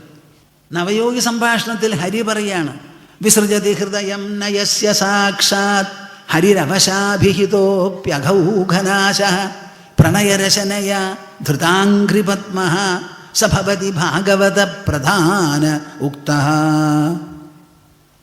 ഭാഗവതന്മാരിൽ ഭക്തന്മാരിൽ വെച്ച് ഏറ്റവും പ്രധാനി ആരാ എന്ന് ചോദിച്ചാൽ അദ്ദേഹം പറയുന്നു, ആരുടെ ഹൃദയം വിട്ടു പോകാൻ ശ്രീഹരിക്ക് സാധിക്കാതെ വരുന്നുവോ ആ ആളാണ് ഭക്തോത്തമൻ. നിങ്ങളുടെ ഹൃദയം വിട്ട് ഭഗവാന് പോകാൻ പറ്റരുത് എത്ര പരിശ്രമിച്ചാലും. അങ്ങനെ ഭഗവാനെ കെട്ടി അങ്ങോട്ട് ഇടണം നിങ്ങളുടെ ഹൃദയത്തിൽ. അതിന് വല്ല വഴിയുണ്ടോ? ഉവ്. പ്രണയരശനയാ ധൃതാംഘ്രിപത്മ. രശന എന്ന് പറഞ്ഞാൽ ചരട്, കയറ്. അത് അങ്ങാടിയിൽ പോയി മേടിച്ചുകൊണ്ട് വരേണ്ട കയറല്ല. പ്രണയരശനയാ, പ്രണയം, സ്നേഹം. ആരോട്? അന്തരാത്മാവോട്, ശ്രീഹരിയോട്. ആ ശ്രീഹരിയോട് തോന്നുന്ന നിഷ്കളങ്കമായിരിക്കുന്ന സ്നേഹത്തെ, നിങ്ങളുടെ ഹൃദയമാണ് അതിന് നിദാനം, ഉറവിടം. ആ ഹൃദയത്തിൽ നിന്ന് ഹരിസ്നേഹം, ഹരിപ്രേമം, ഹരിപ്രിയത്വം ധാരാളം ഉണ്ടാവട്ടെ. അതുണ്ടാവുമ്പോൾ മനസ്സ് സ്നിഗ്ധമാവും, ബുദ്ധി പ്രബുദ്ധമാവും, ശരീരത്തിലെ കെട്ടുപൂട്ടുകളെല്ലാം അഴയും, നിങ്ങൾ ലോല പ്രകൃതക്കാരാവും. അങ്ങനെ ശരീരവും മനസ്സുമെല്ലാം ശുദ്ധമായി നിങ്ങൾ എന്തു വേണം? പ്രണയരശനയാ ധൃതാംഘ്രിപത്മ. കെട്ടണത് എവിടെയാണെന്ന് ആലോചിച്ചോളൂ. കഴുത്ത് പിടിച്ച് വലിച്ച് കെട്ടാൻ നോക്കരുത്, കയ്യും കെട്ടണ്ട. വെറുതെ താഴത്തേക്ക് വരുമ്പോൾ കാല് രണ്ടും ഇങ്ങനെ കൂടിയിരിക്കും, കുറച്ച് സ്ഥലമേ ഉള്ളൂ, അവിടെ വേഗം അങ്ങോട്ട് വരിഞ്ഞോളൂ. വരിഞ്ഞങ്ങോട്ട് കെട്ടി അങ്ങോട്ട് ഇടുക. വരിഞ്ഞ് കെട്ടുമ്പോൾ ഒരു തുമ്പേ അവിടെയുള്ളൂ, രണ്ടാമത്തെ തുമ്പ് നിങ്ങളുടെ ഹൃദയത്തിലാണ്. അങ്ങനെ കാല് കെട്ടി അവിടെ ഇട്ടാൽ അദ്ദേഹത്തിന് പോകാൻ പറ്റില്ല. അരക്കെട്ടിൽ കെട്ടിയാൽ നളകൂപരന്മാരെ മാതിരിയൊക്കെ ആയിക്കളി, ഓരലൊക്കെ ആയി പിടിച്ച് വലിച്ചുകൊണ്ട് പോകും. കാല് പിടിച്ച് കെട്ടിയിട്ടാൽ അദ്ദേഹത്തിന് പോകാൻ പറ്റില്ല. അങ്ങനെ പോകാൻ പറ്റാതെ ആരുടെ ഹൃദയത്തിലാണോ പ്രണയരശന കൊണ്ട് ബദ്ധനായി കഴിയുന്നത്, ആ ഭാഗവതനാണ് ഏറ്റവും ഉത്തമൻ. നിങ്ങൾ അങ്ങനെ ഒരാളാവാൻ ഇഷ്ടപ്പെടുന്നുണ്ടോ? ഇഷ്ടപ്പെടുന്നവർ കൈയൊന്ന് പൊന്തിക്കാൻ. അത്രയെങ്കിലായില്ലോ നമുക്ക്. പ്രണയരശനയാ ധൃതാംഘ്രിപത്മ സഭവതി ഭാഗവത പ്രധാന ഉക്ത. സ്വാമിജി, ഇത് സാധിക്കുമോ? ഇതിനു വേണ്ടി പരിശ്രമിക്കാൻ ഞങ്ങൾക്ക് പറ്റുമോ എന്നുള്ള ചോദ്യത്തിന് മറുപടി, ഇതിൻ്റെ ഗുണമഹിമ നിങ്ങളൊന്ന് മനസ്സിലാക്കൂ. ഭഗവാനെ ഇങ്ങനെ ഹൃദയത്തിൽ നമ്മൾ പ്രണയരശന കൊണ്ട് കെട്ടിയിട്ടാൽ നമുക്കുണ്ടാകാൻ പോകുന്ന നേട്ടം എന്താ എന്ന് ചോദിച്ചാൽ, കൃഷ്ണ പരമാത്മാവ് തന്നെ പാടുന്നു ഉദ്ധവനെ മുൻനിർത്തി. ന പാരമേഷ്ഠ്യം ന മഹേന്ദ്രധിഷ്ണ്യം ന സാർവഭൗമം ന രസാധിപത്യം ന യോഗസിദ്ധീ അപുനർഭവം വാ മയി അർപ്പിതാത്മേച്ഛതി മദ്വിനാന്യത്. എന്നിൽ അർപ്പിതാത്മാവായ ഭക്തനുണ്ടല്ലോ, ഭഗവാന് നമ്മൾ അർപ്പിക്കണം. എന്തിനാ അർപ്പിക്കേണ്ടത്? ഒരു തുരുമ്പല്ല, വേണ്ട. മൈ അർപ്പിതാത്മാ, നിങ്ങളുടെ മനസ്സിനെയും ബുദ്ധിയെയും, നിങ്ങളുടെ മനസ്സും ബുദ്ധിയും ഉള്ളടങ്ങുന്ന ഉൾവ്യക്തിത്വത്തെ ഭഗവാന്റെ പാദപത്മങ്ങളിൽ അങ്ങോട്ട് സമർപ്പിക്കൂ. അതേ ആവശ്യമുള്ളൂ. എന്നിൽ അർപ്പിക്കപ്പെട്ട മനസ്സോടുകൂടിയ ആ ഭക്തനുണ്ടല്ലോ, ആ ഭക്തന് പിന്നെ ഈ ലോകത്തിൽ ഒന്നും ആവശ്യമില്ല, ഒക്കെ അനാവശ്യമാ. അതുകൊണ്ട് കിട്ടുന്ന നിധി, അതുകൊണ്ട് കിട്ടുന്ന തൃപ്തി, സന്തുഷ്ടി, സൗഭാഗ്യം, സാഫല്യം, അതുകൊണ്ട് കിട്ടുന്ന മികവ്, നിറവ്, അതിലങ്ങനെ നിറഞ്ഞങ്ങോട്ട് ഇരിക്കും നമ്മുടെ മനസ്സ്. പറ നിറയ്ക്കണ പോലെയാ, നിറഞ്ഞ മനസ്സോടുകൂടിയുള്ളത്. ന പാരമേഷ്ഠ്യം ന മഹേന്ദ്രധിഷ്ണ്യം. സാധാരണ ഈ വേദകർമ്മങ്ങളൊക്കെ ചെയ്ത് പ്രജാപതി ലോകം വരെ ചെല്ലാം എന്ന് പറയണു. എനിക്ക് പ്രജാപതി ലോകം ഒന്നും വേണ്ട. ന മഹേന്ദ്രധിഷ്ണ്യം ഇന്ദ്രായ ഇദം ന മമ എന്ന് പറഞ്ഞ് ഹോമിച്ച് കിട്ടുന്ന ഇന്ദ്രപദവി വേണ്ട. ന സാർവഭൗമം ലോകചക്രവർത്തി പദം വേണ്ട. ന രസാധിപത്യം പാതാളാധിപത്യവും വേണ്ട. ന യോഗസിദ്ധീ യോഗസിദ്ധികൾ വേണ്ട. അപുനർഭവം വാ രണ്ടാമത് ജനിക്കില്ല എന്ന് പറയുന്ന ഒരു നിലയുണ്ടല്ലോ, അതും ഞാൻ തന്നെ കൊടുത്താലും വേണ്ട എൻ്റെ ഭക്തന്. മൈ അർപ്പിതാത്മേച്ഛതി മദ്വിനാന്യത്. ഞാനല്ലാതെ ഒന്നും എൻ്റെ ഭക്തന് ആവശ്യമില്ല. ഞാൻ ഈ ലോകം മുഴുവൻ രചിച്ച് പേറി നടക്കുന്നവനാണ്. എന്നിലില്ലാത്ത ഭൂമിയില്ല, എന്നിലില്ലാത്ത സ്വർണമില്ല, വെള്ളിയില്ല, ഒന്നുമില്ല. ഞാനാണ് സർവസ്വം. സർവസ്വം. പണക്കാർ മുഴുവനും ഇവിടെ ഒരൽ നക്കിപ്പട്ടിയുടെ ചെറുനക്കിപ്പട്ടികളാണ്. എല്ലാ പണവും ആളുന്നത് ഞാനാണ്. ഈ ഭൂമിയിൽ കൃഷി ചെയ്ത് സമ്പാദിക്കുന്ന പണമാണ്. വ്യവസായങ്ങളും ഉത്പന്നങ്ങളും വിറ്റിട്ട് കിട്ടുന്ന പണമാണ്. കറൻസി നോട്ട് പേപ്പറിൽ മഷി അടിച്ചുണ്ടാക്കിയതാണ്. ഈ ലോകവസ്തുക്കൾ മുഴുവൻ ഉണ്ടാക്കിയിട്ടുള്ളത് ഭൂമിയിൽ നിന്നാണ്. ആ ഭൂമിയെ രചിച്ച ഞാൻ, ഗ്രഹമണ്ഡലങ്ങൾ മുഴുവനും പേറി നടക്കുന്ന ഞാൻ, എന്നിൽ നിന്ന് ഉദ്ഭൂതമായ ഈ പ്രപഞ്ചം, ആ പ്രപഞ്ചത്തിൻ്റെ ഒരു തുണ്ട, ഒരു പുളിയങ്കുരു പോലെ ഒരു ഭൂമിയിലുള്ള ഉത്പന്നങ്ങൾ വിറ്റ് കിട്ടിയ കാശിൻ്റെ മുകളിൽ പണക്കൊഴുപ്പ് എന്ന് പറഞ്ഞിരിക്കുന്നുണ്ടല്ലോ. അതാ പറഞ്ഞ് ഓരൽ നക്കിപ്പട്ടിയുടെ ചെറുനക്കിപ്പട്ടിന്ന്. ഏറ്റവും വലിയ പണക്കാരൻ ഞാനാണെന്ന്. അപ്പം എന്നെ ആശ്രയിക്കുന്നവർക്ക് വേറെ യാതൊന്നും വേണ്ട, യാതൊന്നും വേണ്ട. ഞാനാണ് സർവധനം, അഭീഷ്ടദോഹനാണ് ഞാൻ. എന്നെ മനസ്സിൽ വിചാരിച്ച് എന്നെ പരിപൂർണമായി അർപ്പിതഭാവത്തോടു കൂടി ആരാണോ ഉൾക്കൊള്ളുന്നത്, എന്നെ തൻ്റെ ഉള്ളിൽ സാക്ഷാത്കരിക്കുന്നത്, ഞാൻ ആരുടെ ഹൃദയത്തിലാണോ വസിക്കുന്നത്, ആ ഭക്തന് വേറെ ഒന്നും തന്നെ കവിച്ചു വയ്ക്കാൻ ഇല്ല ഇല്ല ഇല്ല. നിഷ്കിഞ്ചനാമയി അനുരക്തചേതസഃ ശാന്ത മഹാന്തോ അഖില ജീവവത്സലാഃ കാമൈരനാലബ്ധധിയോ ജുഷന്തിയത് തന്നൈരപേക്ഷ്യം ന വിദുസുഖം മമ. ഈ ശ്ലോകങ്ങളൊക്കെ ഇവിടെ എഴുതിയിട്ടുണ്ട്. ആദ്യത്തെ കൊല്ലം എഴുതിയിട്ടതാ, ഇപ്പോഴും അത് സൂക്ഷിച്ചു വെച്ചിരിക്കുക. നിഷ്കിഞ്ചനാമയി അനുരക്തചേതസഃ, നിഷ്കിഞ്ചനന്മാരായി എന്തെങ്കിലും ഒന്ന് തനിക്കുണ്ട് എന്ന് തോന്നുമ്പോൾ ഒരു തുരുമ്പ് പോലും ഉള്ളപ്പോഴാണ് അവനെ കിഞ്ചൻ എന്ന് പറയുക. ഈ ലോകത്തിൽ ഉള്ളത് മുഴുവൻ ഈശ്വര സൃഷ്ടമാണ്. എൻ്റെ ശരീരവും പ്രകൃതി രൂപപ്പെടുത്തിയതാണ്, ഈശ്വര സൃഷ്ടമാണ്. ഞാൻ സംസാരിക്കുന്ന നാവ്, ശബ്ദനാളം, അതിൻ്റെ പിന്നിലുള്ള ആശയദീപ്തമായ മനസ്സ്, ബുദ്ധി, തലച്ചോറ്, പ്രാണൻ എല്ലാം തന്നെ ഈ ബാഹ്യലോകം ഈശ്വര സൃഷ്ടമാണെങ്കിൽ എൻ്റെ വ്യഷ്ടിയിലുള്ളതും ഈശ്വര സൃഷ്ടി തന്നെയാണ്. അങ്ങനെ എല്ലാം ഈശ്വര സൃഷ്ടിയാണെന്ന് വിചാരിക്കുമ്പോൾ നമുക്ക് ഈ ലോകത്തിൽ ഒന്നിൻ്റെയും ഉടമസ്ഥാവകാശമോ കർത്തൃത്വമോ ഭോക്തൃത്വമോ ഇല്ല. അങ്ങനെ കർത്തൃഭോക്തൃഭാവങ്ങളില്ലാതെ നിഷ്കിഞ്ചനന്മാരായിരിക്കുന്ന വിശേഷപ്പെട്ട മനുഷ്യരുണ്ടല്ലോ, മയി അനുരക്തചേതസഃ, അവർക്ക് ഒന്ന് മാത്രമേ ഉള്ളൂ, അവരുടെ മനസ്സിൽ എന്നോട് ധാരാളം അനുരാഗമുണ്ട്. എന്തുണ്ട്? എന്താ ഈ അനുരാഗ ശബ്ദത്തിനർത്ഥം?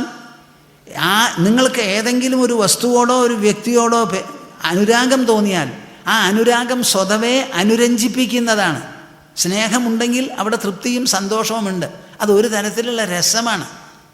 അപ്പം എന്നിൽ അനുരാഗമുള്ള മനുഷ്യരുണ്ടല്ലോ, അവർക്ക് തന്നെത്താനെ തോന്നും തനിക്ക് ഒന്നുമില്ല, എല്ലാം എൻ്റെ ഈശ്വരൻ്റെ ആണെന്ന്.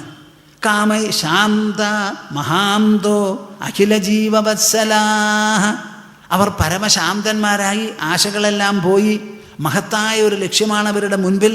എല്ലാ ജീവജാലങ്ങളോടും ഒരുപോലെ വാത്സല്യം തോന്നും അവർക്ക്. കാമൈഹി അനാലബ്ധധിയോ ജുഷന്തിയത്, അവരുടെ ബുദ്ധിയുണ്ടല്ലോ അതിനെ ചുറ്റി ചുറ്റി വലയം ചെയ്ത് ഒരു തരത്തിലുള്ള ആഗ്രഹമോ ആഗ്രഹമണ്ഡലങ്ങളോ ഇല്ല.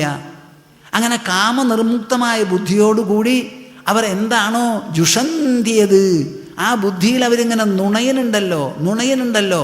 സത്യം പരം ധീമഹി, സത്യം പരം ധീമഹി. ബുദ്ധിയിലിങ്ങനെ ആലോചിച്ച് നുണഞ്ഞ് നുകർന്ന് അങ്ങനെ ഇരിക്കുന്നുണ്ട് അവർ.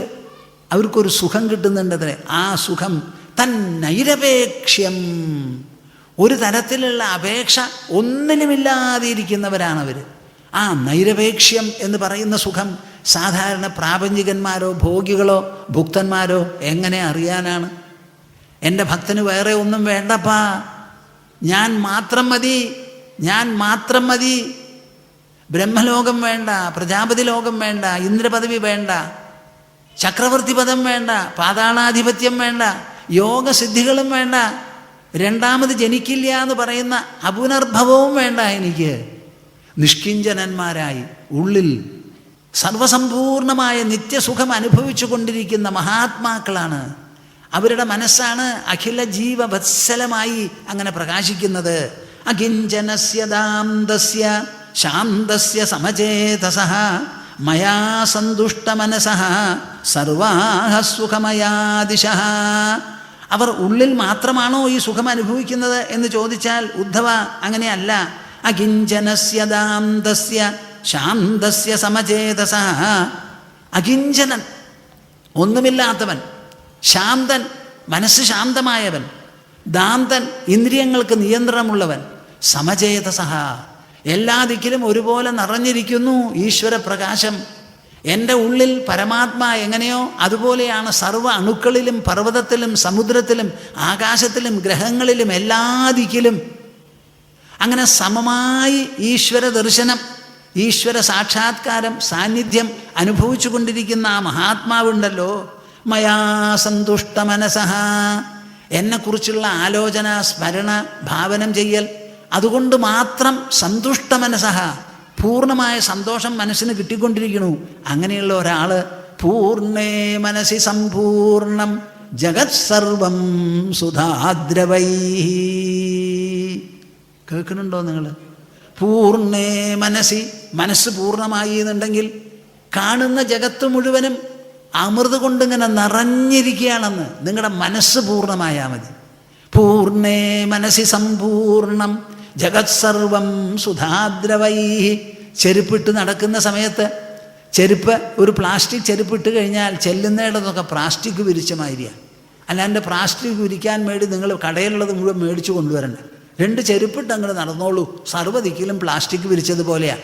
അതുമാതിരി നിങ്ങളുടെ ഉൾമനസ്സ് പൂർണ്ണമായി സന്തുഷ്ടമായി എന്നുണ്ടെങ്കിൽ ആ സന്തുഷ്ട മനസ്സിൻ്റെ മുൻപിൽ ലോകം മുഴുവനും സന്തുഷ്ടി നിറഞ്ഞിരിക്കും, നിറഞ്ഞിരിക്കും, നിറഞ്ഞിരിക്കും. അതുപോലെ അകിഞ്ചനസ്യ ദാന്തസ്യ ശാന്തസ്യ സമചേതസഃ മയാ സന്തുഷ്ട മനസഃ സർവാഃ സുഖമയാദിശഃ. ഈ കാണുന്ന ദിക്കുകൾ മുഴുവനും, കിഴക്ക് പടിഞ്ഞാറ് തെക്ക് വടക്ക് മുകളിലെ ചോട്ടിലെ ഉള്ളിലെ പുറത്ത് സർവ്വ ദിക്കിലും നിറഞ്ഞിരിക്കുകയാണ് സന്തോഷം. ഇത് അകത്തു മാത്രം അനുഭവിക്കുന്നു എന്ന് നിങ്ങൾ വിചാരിക്കരുത്, പുറത്തും ഇതേപോലെ പ്രകാശിക്കുന്നു അത്. അങ്ങനെ എല്ലാ ദിക്കിലും നിറഞ്ഞിരിക്കുന്ന വിശേഷപ്പെട്ട ഒരു സുഖസമ്പൂർണത ആ ആൾക്ക് അനുഭവപ്പെടും. സമ്പൂർണം ജഗദേവനന്ദനവനം സർവേപി കൽപദ്രുമാഃ ഗാംഗം വാരി സമസ്തവാരിനിവഹാഃ പുണ്യാഃ സമസ്താഃ ക്രിയാഃ വാചഃ പ്രാകൃത സംസ്കൃതാഃ ശ്രുതിശിരോ വാരാണസീ മേദിനി സർവാവസ്ഥിതിരസ്യ വസ്തു വിഷയ ദൃഷ്ടേ പരബ്രഹ്മണി. സമ്പൂർണം ജഗദേവ നന്ദനവനം. ഈ ജഗത്ത് മുഴുവനും നന്ദനവനമാണ്. എവിടെയോ സ്വർഗത്തിൽ മാത്രമല്ല ഇന്ദ്രൻ്റെ വനം, ജഗത്ത് മുഴുവനും. സർവേപി കൽപദ്രുമാഃ. കാണുന്ന വൃക്ഷങ്ങൾ മുഴുവനും സ്വർഗത്തിലെ കൽപ്പക വൃക്ഷമാണ്. ഗാംഗം വാരി സമസ്തവാരിനിവഹാഃ. എവിടെയൊക്കെ ജലപ്രവാഹമുണ്ടോ അത് മുഴുവനും ഗംഗയെപ്പോലെ പവിത്രവും ദിവ്യവും പുനിതവുമാണ്. പുണ്യാഃ സമസ്താഃ ക്രിയാഃ. എല്ലാ പ്രവൃത്തികളും ഒരുപോലെ പുണ്യമാണ്. വാചഃ പ്രാകൃത സംസ്കൃതാഃ ശ്രുതിശിരോ. വായിൽ നിന്ന് വരുന്ന വാക്കുകൾ മുഴുവനും വേദാന്ത തത്വങ്ങളെ ദ്യോതിപ്പിക്കുന്നതാണ്. വാരാണസീ മേദിനി. ഭൂമി മുഴുവനും വാരാണസിയാണ്, കാശിയാണ്. സർവാവസ്ഥിതിരസ്യ വസ്തു വിഷയ ദൃഷ്ടേ പരബ്രഹ്മണി. പരബ്രഹ്മത്തെ, പരമാത്മാവ്, പരമേശ്വരനെ പൂർണ്ണമായി ദർശിച്ചാൽ ഇതായിരിക്കും എല്ലാം ആ ഈശ്വരമയം. സർവം വിഷ്ണുമയം ജഗത്. വാസുദേവഃ സർവമിതി വാസുദേവൈക നിലയ. ഇതാണ് നമുക്കുണ്ടാവാൻ പോകുന്ന അനുഭവം. എല്ലാം വാസുദേവൻ, എല്ലാം വിഷ്ണുമയം, എല്ലാം കൃഷ്ണപരമാത്മാ, സർവ്വതും ബ്രഹ്മമയം. ഇങ്ങനെ ഒരു നിലയിൽ നമുക്ക് എത്തിച്ചേരാൻ നമ്മുടെ മനസ്സാണ് ശുദ്ധമാവേണ്ടത്. വസിഷ്ഠൻ പറയുന്നു ശ്രീരാമനോട്, അന്തഃശൂന്യോ ബഹിശൂന്യഃ ശൂന്യകുംഭൈവ അംബരേ. ഒരു കുട എടുക്കൂ, മുകളിലേക്ക് അങ്ങോട്ട് കൊണ്ടുപോകൂ ശൂന്യാകാശത്തിൽ. അപ്പം എന്തായിരിക്കും ആ കുടത്തിൻ്റെ നില? ഉള്ളിലും ശൂന്യം, പുറത്തും ശൂന്യം, കുംഭവും ശൂന്യം. അന്തഃശൂന്യഃ അന്തഃശൂന്യോ ബഹിശൂന്യഃ ശൂന്യകുംഭൈവ അംബരേ. നമ്മുടെ ഉള്ളിലുള്ള ആവലാദികൾ മുഴുവനും പോയി, ആശകൾ മുഴുവൻ അസ്തമിച്ച്, അഹങ്കാരം തേഞ്ഞ് ഇല്ലാതെയായി. ഒരു തരത്തിലെ കാമക്രോധ ലോഭമോഹ മതമാത്സര്യങ്ങൾ ഒന്നുമില്ലാതെയായി അങ്ങോട്ട് പ്രശോഭിക്കുന്ന ഒരു നിലയാണ്. അതേ കുടം ഒരു സമുദ്രത്തിൽ കൊണ്ടുപോയി മുക്കി അങ്ങോട്ട് നിറഞ്ഞ് അവിടെ ഇട്ടാലോ, അതിൻ്റെ ഉള്ളു നിറഞ്ഞു, പുറത്തു നിറഞ്ഞു, എല്ലാ ദിക്കിലും പൂർണ്ണത. അതുപോലെ മനസ്സ് നിറഞ്ഞിരിക്കും. ഒരു ഭാഗത്ത് പറയണു കാമമില്ലാതെയായി എന്ന്, മറുഭാഗത്ത് പറയണു ആത്മപൂർണമായി എന്ന്. ഇത് രണ്ടും സമാനമാണ്. അന്തഃപൂർണോ ബഹിഃപൂർണ പൂർണ്ണകുംഭ ഇവാർണവേ. സമുദ്രത്തിൽ മുക്കിയിട്ട ആ കുടത്തിനെ പോലെ ആയിത്തീരും നിങ്ങളുടെ മനസ്സ്. ഇതാണ് ഭാഗവതത്തിന് നമുക്ക് പറയാനുള്ളത് അടിതൊട്ട് മുടി വരെ. ശ്രീമദ് ഭാഗവതം പുരാണമമലം യദ്വൈഷ്ണവാനാം പ്രിയം യസ്മിൻ പാരമഹംസ്യമേകമമലം ജ്ഞാനം പരം ഗീയതേ. ഇങ്ങനെയുള്ള ശ്രീമദ് ഭാഗവതത്തിൽ പരമജ്ഞാനമാണ് പാടുന്നത് ശ്ലോകരൂപത്തിൽ. ആ ശ്രീമദ് ഭാഗവതത്തെ നാം എന്തു വേണം? പാരമഹംസ്യമേകം അമലം ജ്ഞാനം. മനുഷ്യനെ ശുദ്ധമാക്കി തീർക്കുന്ന ജ്ഞാനമാണ്, അറിവാണ്. ഓരോ പദത്തിലും ഓരോ ശ്ലോകത്തിലും ഓരോ അധ്യായത്തിലും ഓരോ സ്കന്ധത്തിലും നമ്മുടെ മനസ്സിനും ബുദ്ധിക്കും സ്വാംശീകരിച്ച് കൂടുതൽ തെളിഞ്ഞു വരാനുള്ള അറിവാണ് അതിലുള്ളത്. തത്ര ആ ശ്രീമദ് ഭാഗവതത്തിൽ ജ്ഞാനവിരാഗഭക്തിസഹിതം നൈഷ്കർമ്മ്യം. ഒരു ഭാഗത്ത് ജ്ഞാനം, വൈരാഗ്യം, ഭക്തി, ഇതെല്ലാം കൂടി ഈ ലോകത്തിൽ ജീവിച്ചത് മതി എന്ന് തോന്നത്തക്ക വിധത്തിൽ മനസ്സിനെ സംതൃപ്തമാക്കി, ബുദ്ധിയെ സംബുദ്ധമാക്കി, അഹങ്കാരത്തെ പൂർണ്ണമായി ലയിപ്പിച്ച് ഉള്ളങ്ങട് നിറഞ്ഞു വരുമത്രേ. തത്ര ജ്ഞാനവിരാഗഭക്തിസഹിതം നൈഷ്കർമ്മ്യമാവിഷ്കൃതം. ആ ഭാഗവതം നിങ്ങൾ എന്തു വേണം? തച്ഛൃണ്വൻ, ആദ്യമായിട്ട് കേൾക്കൂ. വിപഠൻ, പുസ്തകമെടുത്ത് വായിക്കൂ. വിചാരണപരോ, അതിനുശേഷം ഈ കേട്ടതും വായിച്ചതും മനസ്സുകൊണ്ട് ബുദ്ധി കൊണ്ട് ആലോചിച്ചു കൊണ്ടിരിക്കുക. അങ്ങനെ വന്നാലോ ഭക്ത്യാ വിമുച്യേന്നരഃ. മനസ്സിൽ ഭക്തി ജനിച്ച് ആ ഭക്തിയുടെ പ്രാബല്യത്താൽ, പ്രഭാവത്താൽ, അതിൻ്റെ ശാന്തശീതളമായ സ്പർശത്താൽ നിങ്ങൾക്ക് എല്ലാവർക്കും മുക്തി ഉണ്ടാവും. എന്തിൽ നിന്ന് മുക്തി? ദുഃഖമുക്തി, സംശയമുക്തി, പ്രപഞ്ചമുക്തി, ഭോഗമുക്തി, ബന്ധനമുക്തി. ആ മുക്തിയാണ് നമുക്കുണ്ടാവുക. അത് ഇവിടെയാണ് നമ്മൾ അനുഭവിക്കേണ്ടത്. തച്ഛൃണ്വൻ വിപഠൻ വിചാരണപരോ ഭക്ത്യാ വിമുച്യേന്നരഃ. ഭാഗവതത്തിൽ ആദ്യം മുതൽക്ക് അവസാനം വരെ പറയുന്ന കാര്യങ്ങളെക്കുറിച്ച് ഒരു സംക്ഷിപ്ത അവതരണം ഉണ്ടാവാമെന്ന് വിചാരിച്ചിട്ടാണ് ഇങ്ങനെ ഒരു ശീർഷകം കൊടുത്ത് ഞാൻ സംസാരിച്ചത്. ഇങ്ങനെയുള്ള ശ്രീമദ് ഭാഗവതമാണ് ഇവിടെ പ്രതിപാദ്യമായി 13 കൊല്ലമായി നാം നടത്തി വരുന്നത്. അതിൻ്റെ ആ തത്വപ്രവചന പരമ്പരയുടെ ഭാഗം പരിസമാപിച്ചു എന്ന് തന്നെ പറയാം.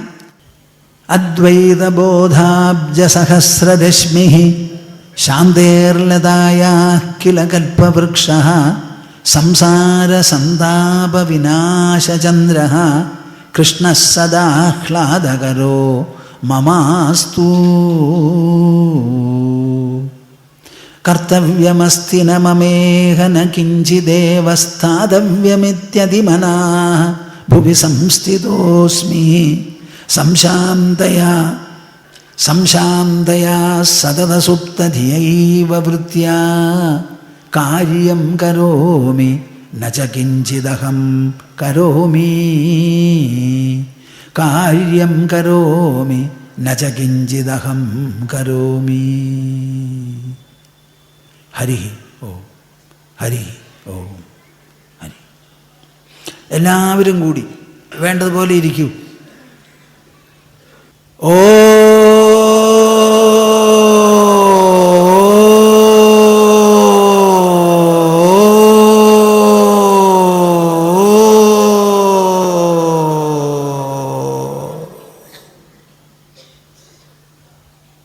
ഹരി ഓം തത്സത്. ജയ ഗുരു.